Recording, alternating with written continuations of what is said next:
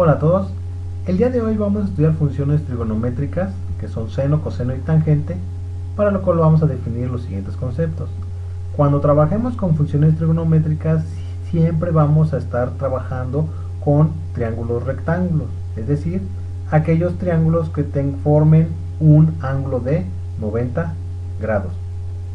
Para lo cual vamos a definir cómo se van a llamar los lados de nuestro triángulo. El lado más largo o el que está frente a nuestro ángulo de 90 grados se va a llamar siempre hipotenusa. Y los otros dos lados van a estar en función del ángulo que vayamos a utilizar. Es decir, si el ángulo que yo voy a utilizar es este, los catetos van a tener el siguiente nombre. El cateto que esté frente a nuestro ángulo que estamos utilizando, en este caso este, se va a llamar cateto opuesto, y el lado que sobra se va a llamar cateto adyacente. Vamos a ver otro ejemplo. En nuestro siguiente ejemplo vamos a hacer lo siguiente. El ángulo que vamos a utilizar es ahora este ángulo. Si el ángulo que vamos a utilizar es este, vamos primero a ubicar los lados. Recuerden, el lado que está frente al ángulo de 90 siempre se va a llamar hipotenusa, y ese no cambia. Y los otros dos lados van a depender, como les decía, del ángulo. En este caso, como nuestro ángulo a utilizar es este, el que está frente a nuestro ángulo se va a llamar cateto opuesto. En este caso, el cateto opuesto es el que está frente al ángulo, y el que sobra se llama cateto adyacente. Ahora vamos a definir qué es seno, coseno y tangente. Para definir qué es seno, coseno y tangente, vamos a aplicar una mnemotecnia con la siguiente palabra: SOHCAHTOA. Con esa palabra ustedes van a aprender qué es un seno, un coseno y una tangente de forma práctica y sencilla. La S con la O quiere decir que el seno está definido como el cateto opuesto sobre la hipotenusa. La letra C con la A quiere decir que el coseno del ángulo está definido como el cateto adyacente sobre la hipotenusa. Por último, la tangente está definida como el cateto opuesto sobre el cateto adyacente. Entonces, si ustedes aprenden la palabra SOHCAHTOA, ya están aprendiendo qué es un seno, coseno y la tangente. Recuerden, seno, cateto opuesto sobre la hipotenusa; coseno, cateto adyacente sobre la hipotenusa; y tangente, cateto opuesto sobre el cateto adyacente. Vamos a resolver unos problemitas para entender cómo funcionan las funciones trigonométricas.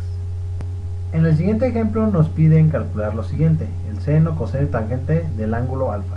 Quiere decir que el ángulo que nos están pidiendo es este. Recuerden, la palabra mágica es SOHCAHTOA.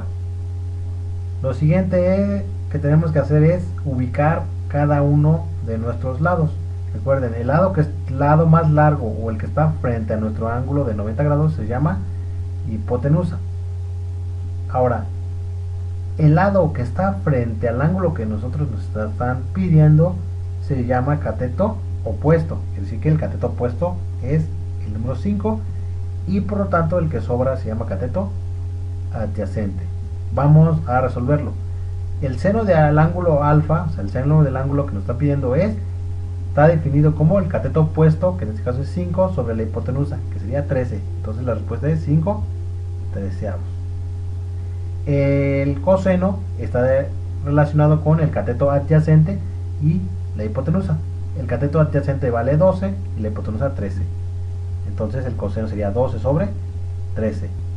Y por último, la tangente está definido como el cateto opuesto sobre el cateto adyacente. En este caso sería 5 sobre 12.